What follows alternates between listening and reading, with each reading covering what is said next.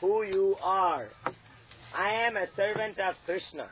This knowledge comes. This is the ultimate result of the devotional service, that I am a servant of Krishna.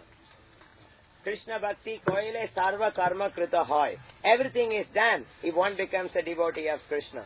Jivera swarupa hoy, Krishna nitya das. So that is Anandamaya platform. Now we come to the 6 big complications called 6 systems of philosophy. Now we will also classify them according to this platform. Now Manomaya platform, from there only springs forth these 6 philosophies, because they are all sheer mental speculation only. Underline capital letters, mental speculation only. They are Vedic. They are Vedic mental speculation. But still they are mental speculation. So it's like gold and chain, gold and shackle. Somebody may say, if you told Mandela, oh, Mandela, we are putting you 40 years in the jail. Then Mr. Mandela says, oh, no problem, it's a golden shackle. It's very nice, studded with diamonds. So what is the difference? Vedic or non-Vedic? Nonsense is nonsense. Whether it is Vedic nonsense or modern nonsense, it is called nonsense. So this mental nonsense comes from mental platform and springs into these 6 philosophies, and some of them satisfy the lower consciousness of the body. Nyaya and Vaiseshika. Nyaya means logic, to be simple. And Vaiseshika means special logic. So these Nyayis and Vaiseshikas, their result, final result is on the platform of body only, Annamaya, on food. And then the Sankhya means analytical study of material nature. And Purva or Karma Mimamsa, it is known by 2 names, Purva Mimamsa or Karma Mimamsa. Mimamsa means complete analyzation, and Purva means the beginning, and Karma means concerning activity. So this activity analyzation or the Purva, beginning analyzation, their platform is giving you the result of bhukti. Bhukti means enjoyment somewhere else. May not be here, but somewhere else. And then you come to yoga, which means control of senses and meditation on the super soul. This is known as yoga. So this yoga philosophy, that gives you the hope for siddhi, means perfection. And because of this reason, then also you come to here, Uttara Mimamsa. In Uttara Mimamsa means ultimate analyzation. In ultimate analyzation, there are 2 classifications. One group is known as Mayavadis or impersonalists, and another group is Vaishnavas or devotees. So this Mayavad Uttara Mimamsa promises you mukti, means liberation from material existence. So now in these classifications, you find 3 kinds of liberation here. One is bhukti liberation, another is siddhi liberation, another is mukti liberation. Now one may ask, how is sense enjoyment mukti? How is it liberation? These philosophers have proved it, that sense enjoyment is liberation. Such big brain they have. They take the Veda and they read it and they say, yes, enjoy your senses. That is the ultimate goal of life. How far out their brain is. Otherwise, how can they say that? That is why they are very special kind of philosophers. They try to establish sense enjoyment as liberation. Just imagine, if you are constipated for 15 days, and then suddenly, one morning, I give you a medicine, and you could clear your stomach. It is liberation. Of course it is. You have not experienced it, I know. It's a big liberation. It's nothing like that. You feel so good. You are in ecstasy. You were so bound, and now you are free. So that is one kind of liberation. Another kind of liberation is when you get common cold, and you are putting all kinds of wigs, vapor up, 3 lines with a dot in the middle, but still it is not going. So suddenly if you could make some trick by which you can control cold, you can control heat, you can control your Indian ambassador car without putting diesel, you can drive it. So then imagine. Then you can take your hand and ash comes. And if you put the ash in the pocket, cash comes. So then, how wonderful it is. Just a bunch of ash makes some cash. So this is called Siddhi. This is also liberation. Because nobody can do it, and I can do it. Just imagine if Gadadhar could walk on the roof with his hand. So we will all think, oh, he is Avatar also. Another Avatar. Avatar from Germany. Because he is doing something that others cannot do. He is eating through his ear. He is smelling through his eye. Angani yasya sakalendriya vritti. So he is Avatar. Maybe he has some bad system in his body. Anyway, so these liberations that they are promising to the material world, to the conditioned souls, by wrongly reading the Vedic literature and jumping to some conclusions, they are simply three. What are they? Lust for enjoyment, lust for liberation, and lust for perfection. Because of this reason, all these three classification people, means all these six classification people, they are simply in unpeaceful situation. Ashanta. Shakalair Ashanto. One is Mukti-kami, another is Bhukti-kami, another is Siddhi-kami. So because of this karma, they are all agitated just like a monkey. They are agitated.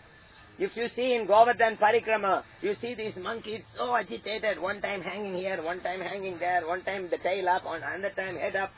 Exactly like that. These six philosophers, they are so agitated. So they are Ashanta, they are unpeaceful. But Krishna Bhakta, this Krishna Bhakta is Vaishnava. He is Shanta. He is peaceful. Why? He is Nishkama. He has no other goal. He is simply thinking, how can I make Krishna happy? How can I serve Krishna? How can Krishna's senses be satisfied? Because of this reason, he is Nishkama, Ataiva Shanta. He is very peaceful. And that is called a Vaishnava. And that is called International Society for Krishna Consciousness. That you are very happy. When you smile, your lip goes like this, just like Jagannath. You're carrying suitcase bigger than the 707 jet. Bigger than the jet itself. Because you are coming back from Mayapur festival. You have got everything here, including the broken Achaman cups from Navadip. The whole huge big suitcase, bigger than the universe. You are carrying it on your head. And you don't know where you left your passport. You only have your bead bag. But in spite of that, when somebody asks you, hey, whoa, sir, what happened? Give a big smile. What happened? I left my passport. You missed your flight. So this is ISKCON society. And what are you carrying? The whole world? No, just some things, paraphernalia, some things. Oh my God. So much for the six philosophers. The theories of the materialistic philosophers are generated from temporary, illusory existence. So their conclusions are all temporary too. They simply dream. Now, finally,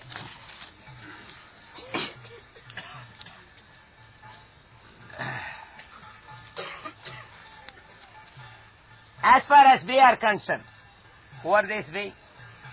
We are concerned here is International Society for Krishna Consciousness Incorporated. As far as we are concerned, we will simply chant the beautiful names of Hare Krishna, Krishna Krishna, Hare Hare, Hare Rama, Rama Rama, Hare Hare, and become free from all this confusion and conclusion, or whatever they call it, of this material existence.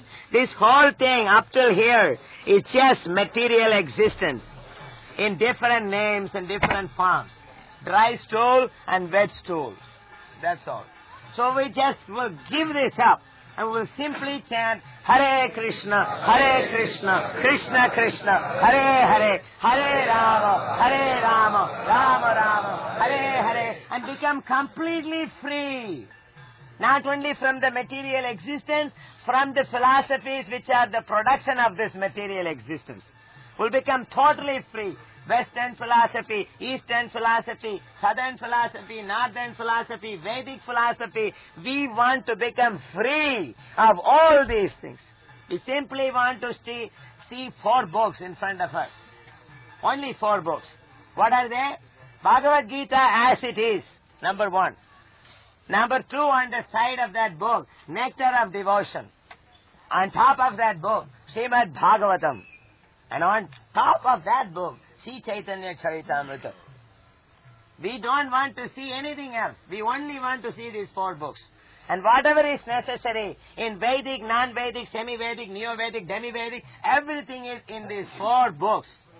Srila Prabhupada said that these 4 books are enough to preach Krishna consciousness worldwide. And he said it is unnecessary to study anything more than this. And he was the successful person who preached Krishna consciousness all over the world. So you cannot joke on this man. It is not possible. Because he has proved it too. Just these 4 books. Bhagavad Gita as it is, Nectar of Devotion, Srimad Bhagavatam, Sri Chaitanya Charitamrita. Translate these books even in the language of birds, if there are such languages. Or frogs. Including the language of politicians. They are the worst. So if you give them these 4 books, then everything will become perfect. So the Krishna consciousness movement, therefore, issues a supreme call to all kinds of religionists hovering over here. We are asking them, not with humility, but with great authority, we are calling them. We are not just going there and telling, No, we are not doing that. With great authority, because we know the subject matter, we know the conclusion, and we are hearing it from the disciplic succession, and we are following. So humbleness is not at this point. This is not humbleness. Somebody said, Prabhupada, no one knows Bhagavad Gita. Prabhupada said, I know Bhagavad Gita. And he looked at him like that. I know Bhagavad Gita. Why do you say that? So then that man said, but my Guru Maharaj says, he doesn't know. So then that man said, but Swamiji, don't be upset. Please give me blessing. We are going. You are going. No blessings.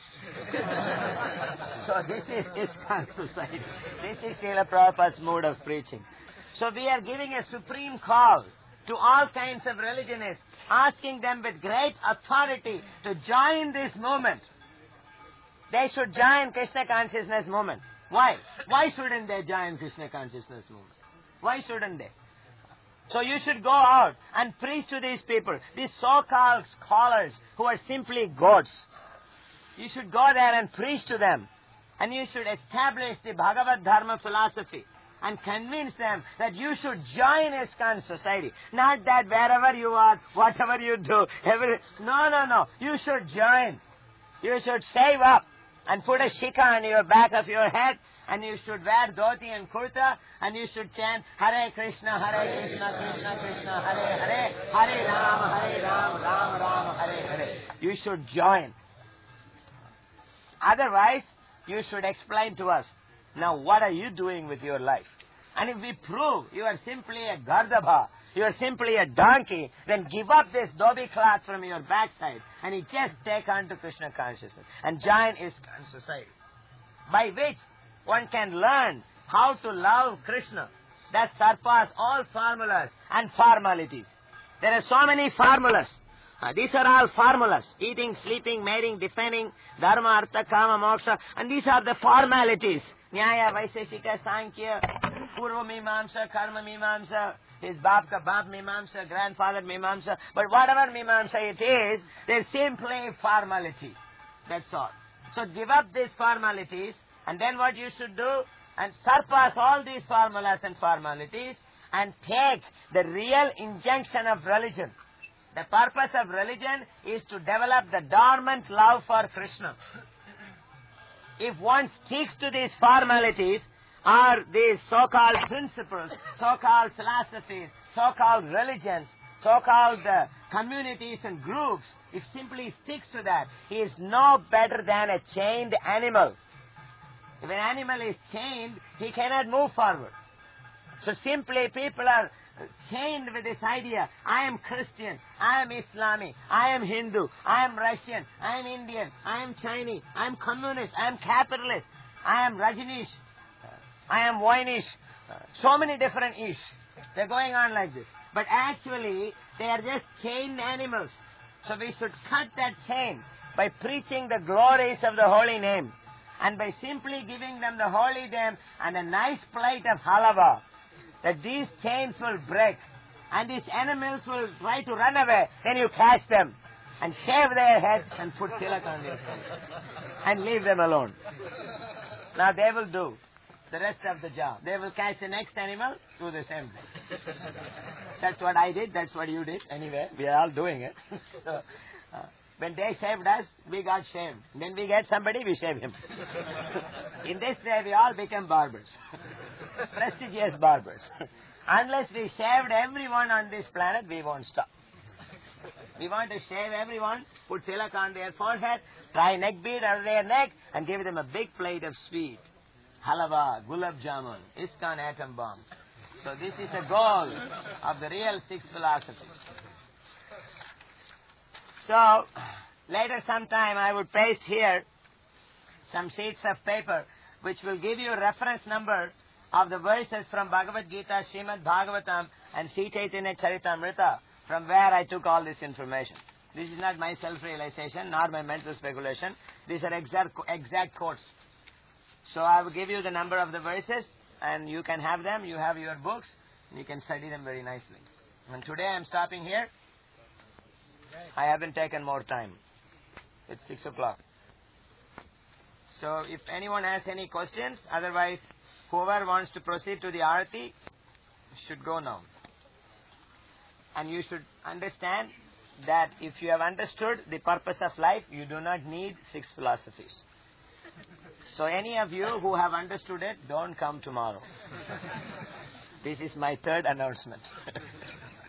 And you may ask, now what happens if we have forgotten that?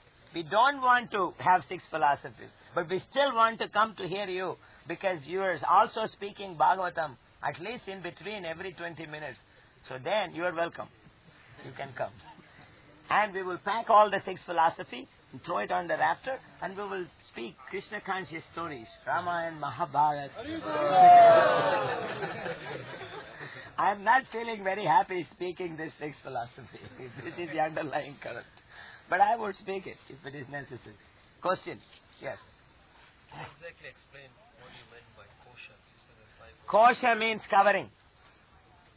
Annamaya, Pranamaya, Manomaya, Vijnanamaya, Anandamaya. See, this Anandamaya is the actual stage of our soul. And this soul or this consciousness is covered by some material identification. And there are four coverings. They are known as Annamaya, Pranamaya, Manomaya, Vijnanamaya. These are all covering. Our consciousness is covered. By association with matter, our consciousness is covered. Srila Prabhupada said, originally we are all Krishna conscious entities. But by association with matter, our consciousness is covered from time immemorial. So it has become an incompatible situation. So, if one, whether he is in the mental platform, physical platform, does not matter. If one chants, Hare Krishna, Krishna Krishna, Hare Hare, Hare Rama, Rama Rama, Hare Hare. This does not need any mental arrangement or intellectual adjustment. It springs forth from the spiritual platform, which is Anandamaya. It springs forth from there. Because Hare is the energy of Lord, and Rama and Krishna are the names of God. So this Hara, the energy of God, when addressed as Hare, she becomes very merciful. And we are praying to her, oh energy of Krishna, please engage me in the devotional service of Krishna. So she becomes very merciful and then she purifies our consciousness. So these coverings are known as kosha. Kosha means just like, suppose I have a t-shirt inside and I have this shirt on the top, I have a coat on the top. Each one is known as a kosha. Kosha means covering. So there you have this covering, body covering. Then you have pranamaya, air covering, manomaya, mental covering. Then you have this knowledge covering. These are all covering only. And then when these coverings are removed, then you shine. Anandamaya. That is why sometimes press reporters ask, your devotees, they come here during Gaur Purnima, they say, your devotees, they are very bright. They are very bright. One thing I noticed, all your devotees, foreign devotees, they are very bright. What cosmetic do they use, we don't know, but very, very bright. So what is this bright? Is he having some, special Sony torch cell inside and he's showing it up like Dakshina did few minutes ago? No, it's not. It is the shining of the soul. It's the shining of the soul. When one chants Hare Krishna, when one takes prasadam, associates with devotee, the soul from the spiritual platform, it springs forth. That is called Krishna consciousness, divine consciousness, transcendental consciousness, Christ consciousness, Allah consciousness, whatever way you want to call it. It is supreme consciousness, universal consciousness, cosmic consciousness, whatever name you want to call it. This is called Anandamaya platform. The other things are covering. They are known as kosha. In the Upanishad, there is very vivid description of each of these kosha. We find in the Upanishad discussion that a rishi is asking his father, now, what am I? So then the father says, you tell me who you are. And then the son says, I am food. Then he says, no, go more. I am life. Go more. I am mind. No, go more. I am knowledge. No. I am servant of Krishna. Now you got it. Just like Ramananda Rai and Sri Chaitanya Mahaprabhu. What is the goal of life? Varnashram dharma.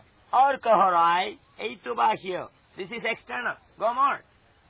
Then he goes. Till he goes and says, love of God. Oh, this is something. Now you speak more on this. This much knowledge is available in these books. So we have to start with Bhagavad Gita as it is, of course. We shouldn't just try to jump over the shoulder.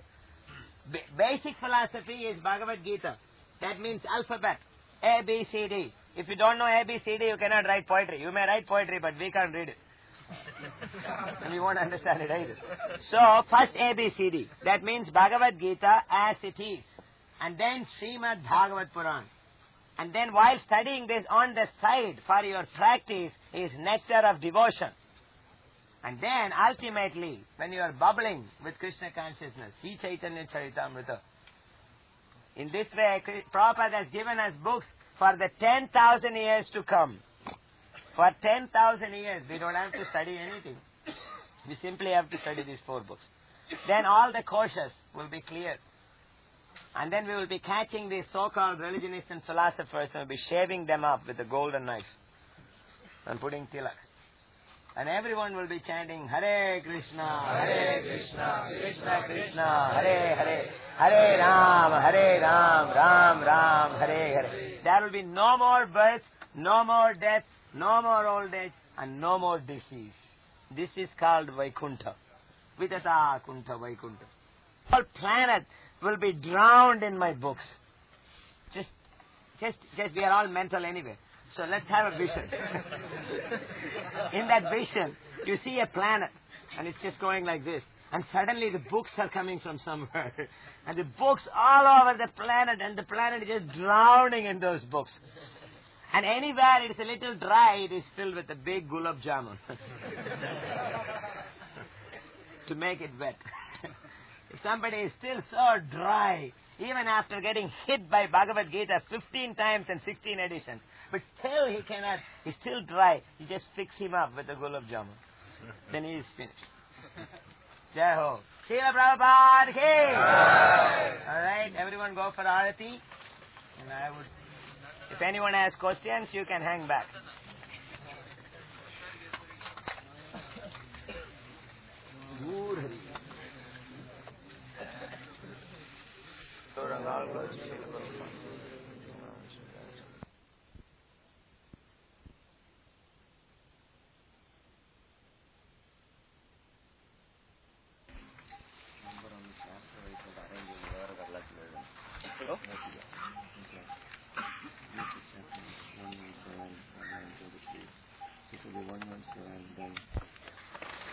So the six systems, Vedic philosophy, and its usefulness and also its futility.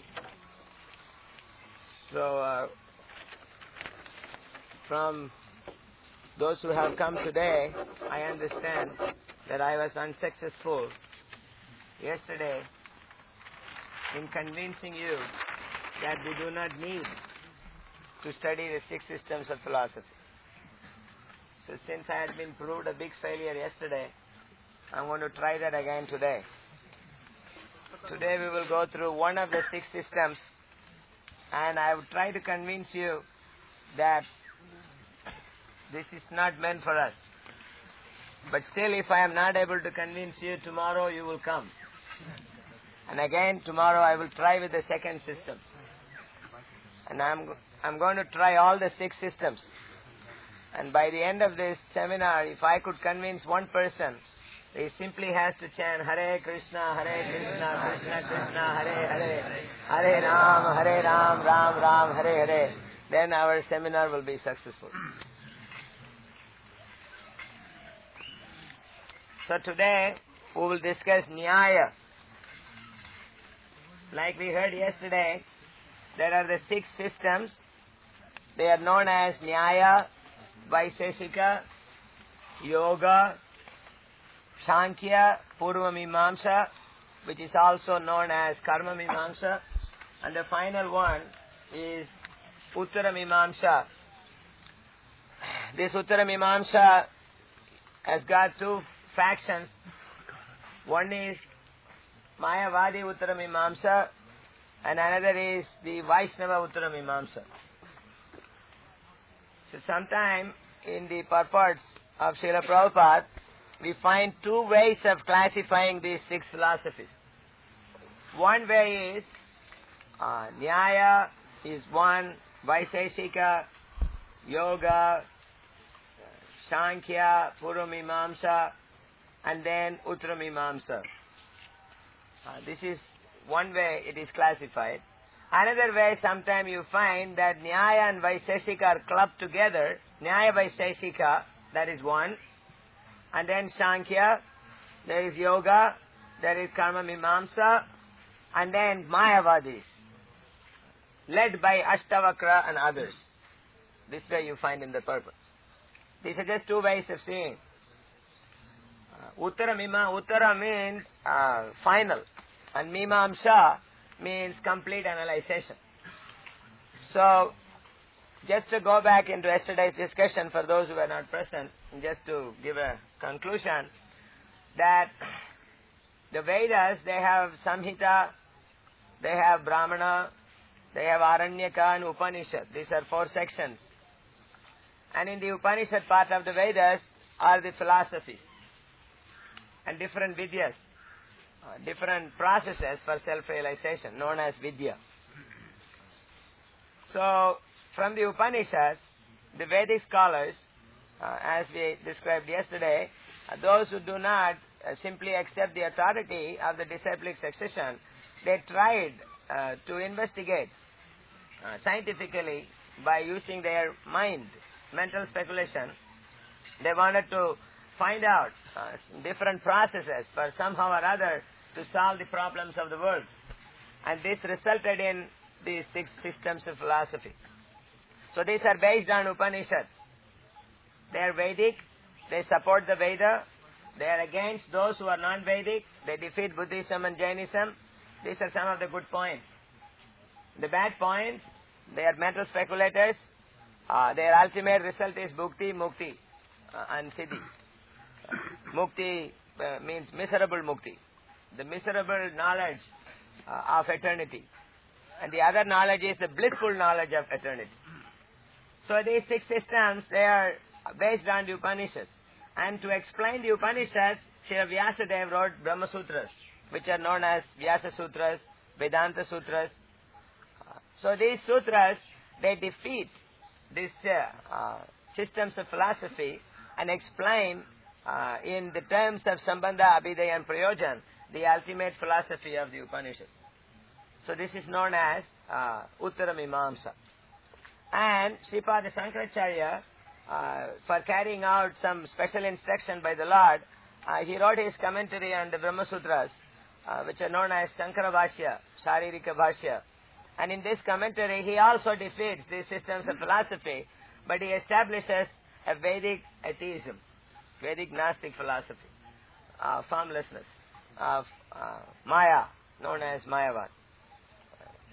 And then Vyasadev's followers, the four great acharyas of the Sampradayas, they wrote four different aspects of the absolute truth, explaining the Brahma Sutras. And then later, Sri Chaitanya Mahaprabhu, he taught his Achintya Veda Veda Tattva. And in his line, Sriman Baladev Vidyabhushan Prabhu, he writes the Achintya Veda Veda Tattva commentary known as Govinda Bhashya on the Brahma Sutras. This may be too fast for assimilating, but since we have only 1 hour, so we have to cover it in this speed. But anyway, this is not subject for this class, so I'm just touching the subject. For those who already know, are familiar, this will be very helpful. For those who do not know, you're not missing anything, because Nyaya starts right now.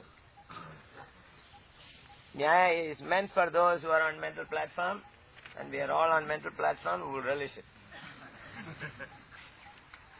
So this is the history of the Vedic conclusion. And then finally, Srimad Bhagavat Puran, translated into English language by His Divine Grace Bhaktivedanta Swami Prabhupada, it gives the complete understanding of the final fruit of the Vedic tree.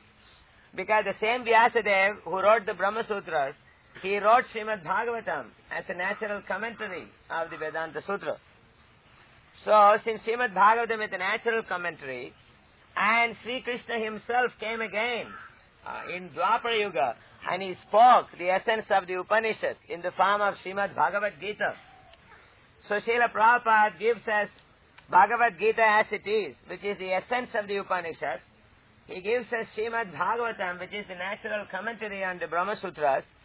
And then, to practice these principles of Bhagavad Gita and Srimad Bhagavatam properly, he gives us the essence of the Pancharatra scriptures and the Vedic scriptures as regards to worship of the deity in the form of nectar of devotion. And then finally, if anyone has digested these three beautiful plates of halava, then if he didn't develop any diarrhea or dysentery, then finally for him, he is giving Sri Chaitanya Charitamrita, which is the ultimate Siddhanta of all the Siddhantas in the universe. So this is our syllabus, these 4 books. Srila Prabhupada said if one knows these 4 books, that is adequate enough to preach Krishna consciousness all over the world. And he was the one who proved it also. He was very successful. So in the Srimad Bhagavat Puran, naturally the 6 systems of philosophy are taught and defeated and established the Sambandha Abhidheya Prayojan. It is already done through the pages of Srimad Bhagavatam.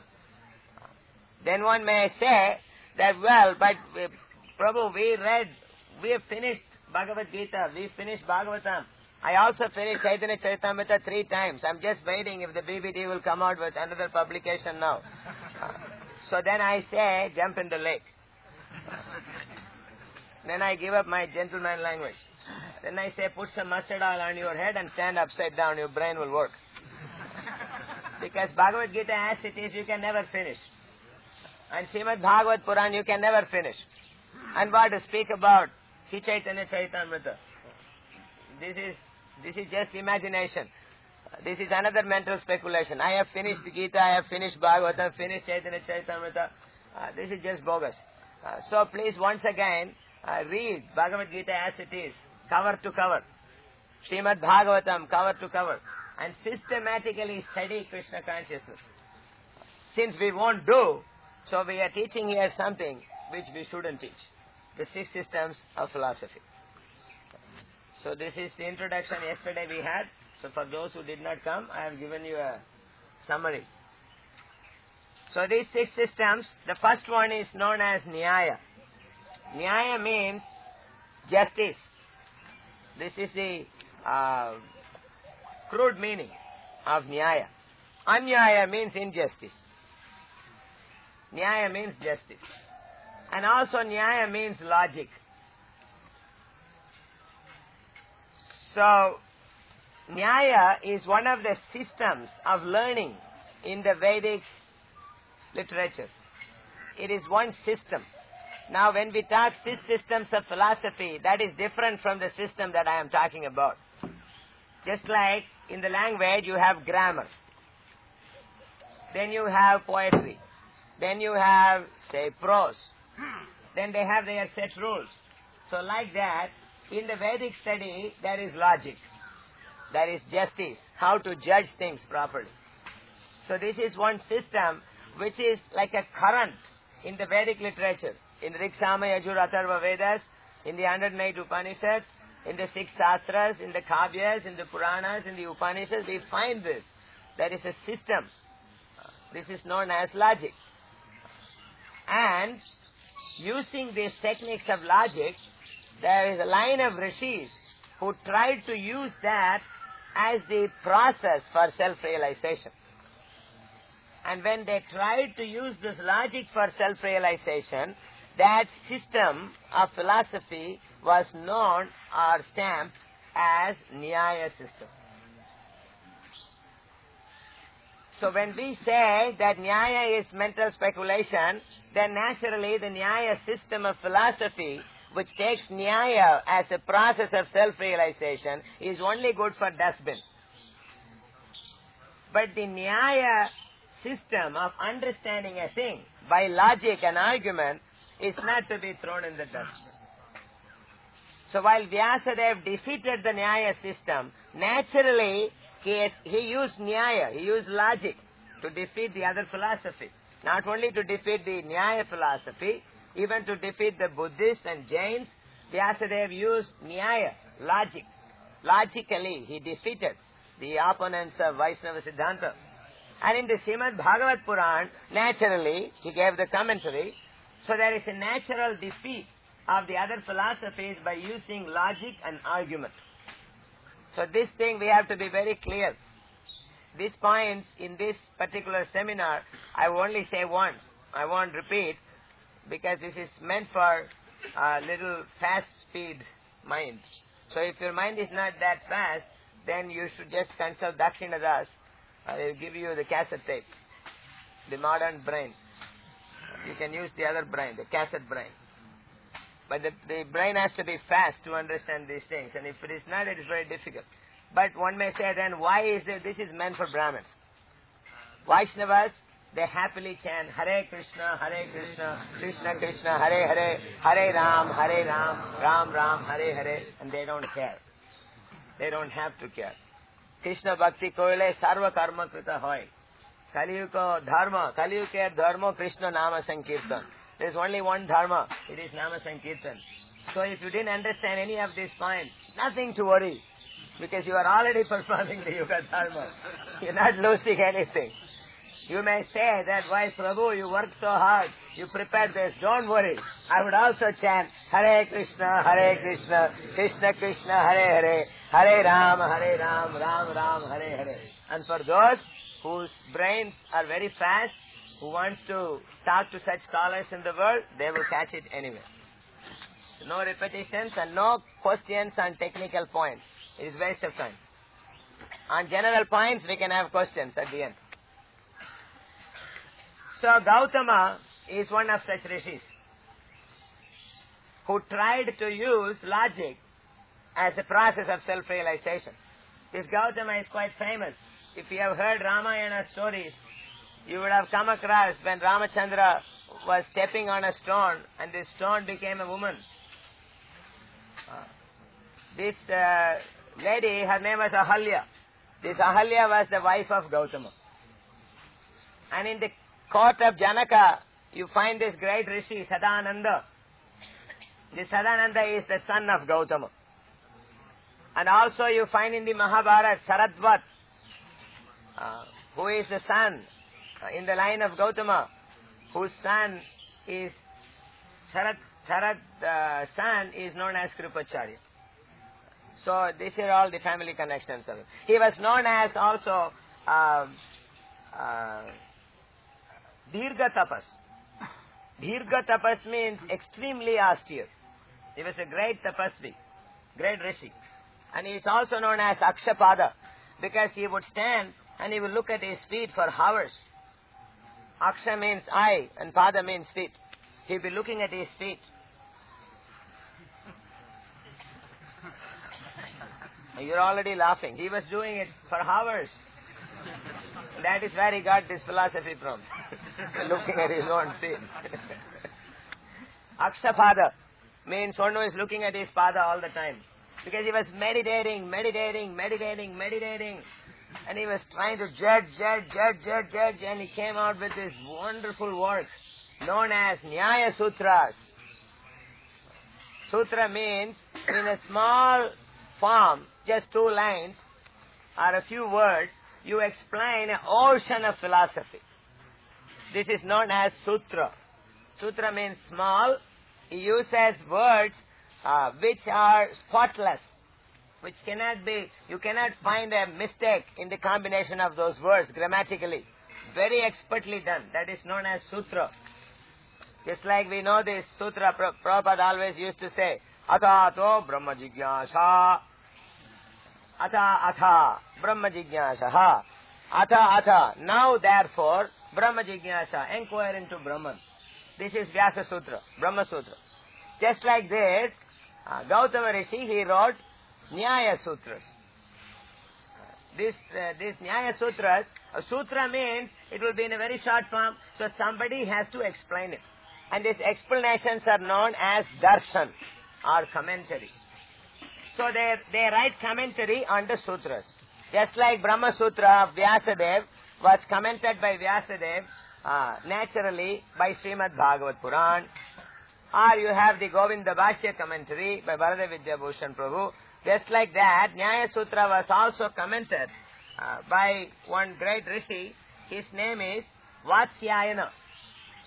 And this Vatsyayana's commentary is known as Nyaya Darshan. I am only giving one commentator's name. There are unlimited commentators on Nyaya Sutras. But since we are not taking Nyaya as a subject for our study, which used to happen 504 years ago in this very place, this is the seat of knowledge.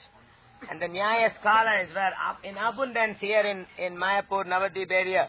Our great Lord, Sri Chaitanya Mahaprabhu, as a small boy, he studied Nyaya. This is the seat of Nyaya, this place. And he defeated many Nyayas. So we are not doing that because finally he gave up that and he chanted Hare Krishna, Krishna Krishna, Hare Hare, Hare Rama, Rama Rama, Hare Hare. So we are also going to do that in 1 week. After studying all this, we will continue our chanting again. So we won't get into the details of Nyaya Sutra and it's the whole history of it. This was known as Anvishiki at the time of Vedas. Before Gautama, there were many rishis who composed different books on it. And later, after Gautama also, so many rishis composed philosophies based on Nyaya Sutra. And this was known as Vitanda, Tarka, Vada. So many different names are used. If you open Mahabharata in the index, you will find 60 different names for the same subject, known as logic. So we will leave it at that. Then Nyaya Sutras. What is in Nyaya Sutras? We will try to understand that. Nyaya Sutras have 5 parts, 5 divisions. They are known as Pramana, Prameya. For those who take notes, don't worry, we have a thing here hidden.